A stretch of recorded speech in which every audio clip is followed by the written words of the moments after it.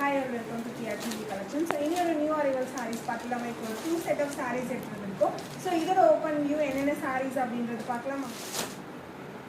So first color பார்த்தீங்க அப்படின்னா so இந்த செட்ல இந்த மாதிரி stripe designs வச்ச மாதிரி இருக்கும் and colors பார்த்தீங்க அப்படின்னா wine with green color, brown with blue navy blue color and yellow with blue shade, pink color, blue with pink, purple with yellow shade, green with maroon color combination, blue with pink color combination. So இந்த சாரியோட ஒரே ஒரு open view மட்டும் நான் காமிக்கிறேன் பாருங்க.